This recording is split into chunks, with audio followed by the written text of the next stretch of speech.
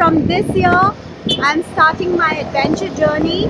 My plan is to go to every World Heritage Site, Indian heritage places, and know more about the history and the place and the past, because history kind of gives me high. And yeah, I am right now, I've stopped at a place, I don't know the name, it's kind of nowhere, to get some coffee, and on my way to Aurangabad. With me, Chetan is there. Say hi, Chetan. Yes. And stay tuned. Let's see where we go. And I want to share my journey with you all throughout this year. Hopefully, you will like it. Thank you. This is the road from Aurangabad to Ellora, and throughout the road there are canopies of banyan trees. We have finally reached. This is the entrance. Look at these huge banyan trees. They were planted by Emperor Aurangzeb hundreds of years ago.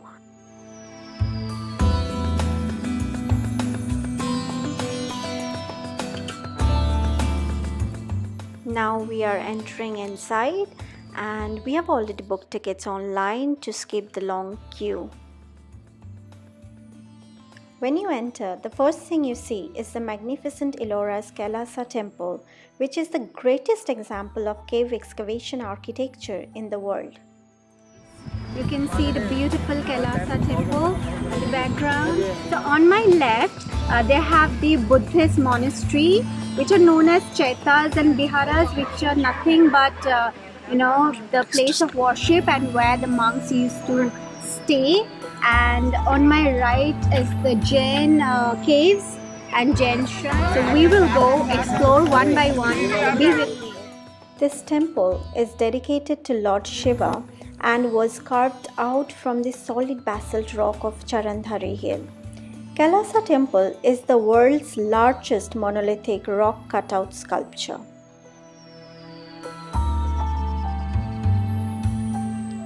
This temple dramatically expresses the vast and richness of Hindu mythology through symbolical figures. The imagination of the mythical stories reflected in the art of the temple and is just a visual grace and power. The temple is like a picture gallery. This was built by 7 generations of architects, proving the extraordinary skill of adept artistry.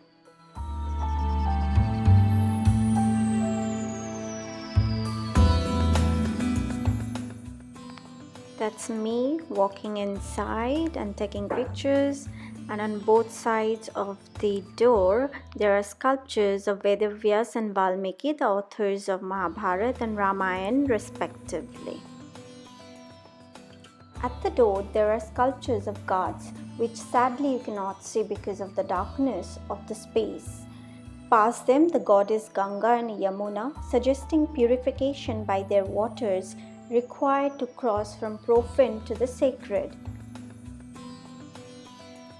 Now you can see goddess Gajalakshmi seated on a lotus, while elephants above sprinkling water over her, the whole sculpture screaming of wealth and prosperity. On the right is the goddess Durga, the destroyer of evil, Mahisasur Mardini, and you can see this sculpture is full of actions. She is not only killing Mahisasur in the buffalo form but also his soul. On the left is the Lord Ganesh, the deity of fortune. Now you are seeing the sculpture of a Dwarpal, which means a guard. There are 4 of them looking in all directions, representing protection from all sides. This is the Dhwaj stump, which means victory pillar, and there are 2 of them on both sides. The sculptors, through these detailed sculptures of gods and goddesses, their vehicles, the animals, symbolized purity and devotion. They wanted to make sure in their future, when we are looking into their work, we can fathom the richness of the culture, wealth and wisdom of their era. Throughout history, many Mughal conquerors tried to destroy this temple, but hardly they could scratch the surface. After many years of trying, barely they could break bits and pieces here and there. One is this elephant trunk.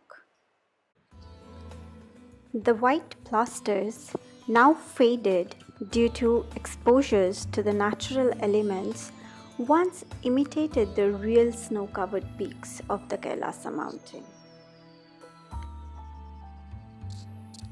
Just the chiseling out rocks to make this temple occupied at least 100 years. It was carved out from top to bottom.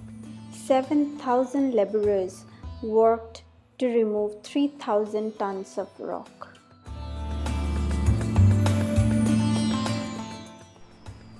This Kailasa temple was built in the shape of a chariot. On the one side, the sculptors carved out the entire mythology of Ramayana. From the beginning, when Ram taking blessings from his father, the king, along with his brother Lakshman and wife Sita, living the kingdom for 14 years, continues to the time when Ram lost Sita and met Hanuman. Every instance had been carved in details. You will be able to find the flying chariot of Ravana as well.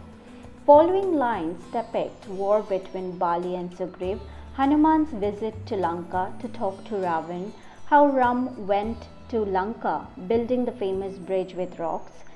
Everyone he met got inspired and joined him, helped him in his journey to the war. Then the final battle between Ram and Ravana, between the good and evil, and eventually the triumph of good over evil.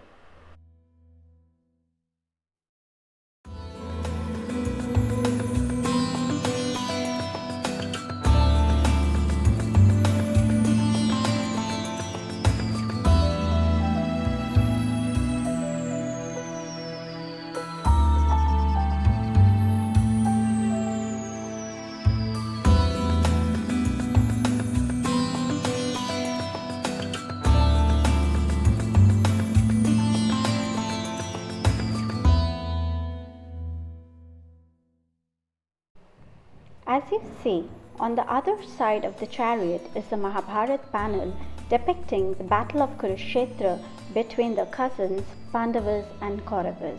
The famous part where Arjun, Parth, refused to fight and kill his own people, and Lord Krishna, the charioteer of Arjun, Parth Sarathi, enlightened him about karma and cause and effect of the universal law, basically the portion we call Gita.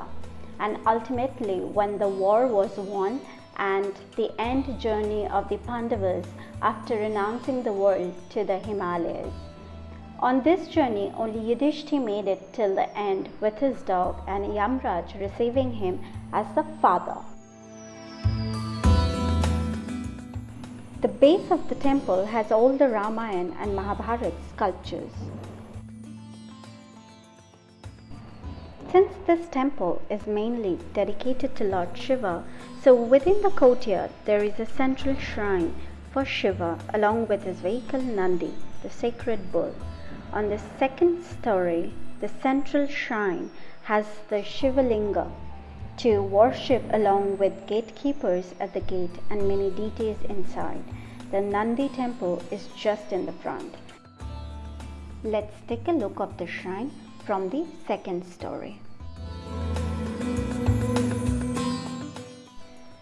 This is the front of the Shiv Linga shrine, and as camera is not allowed inside, so I could not cover the inside portion for you all. However, the inside of the shrine felt so unreal and positive. It took me time to believe that I am really lucky enough to witness this piece of history.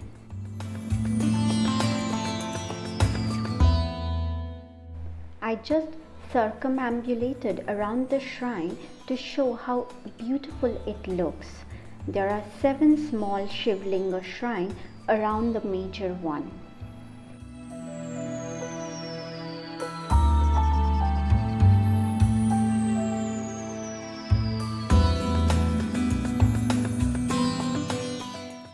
In the Nandi temple, on the ceiling, you can see how the white plaster and the paintings faded over time. Now just enjoy the view from the top.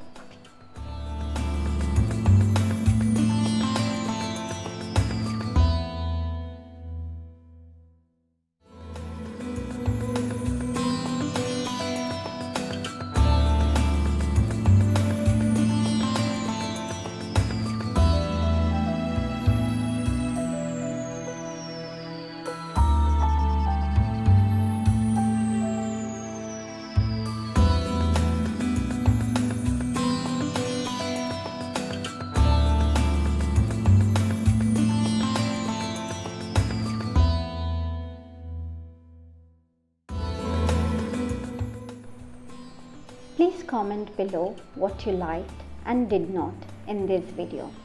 Thank you for watching. If you liked this video, then do hit the like button, subscribe, and please share.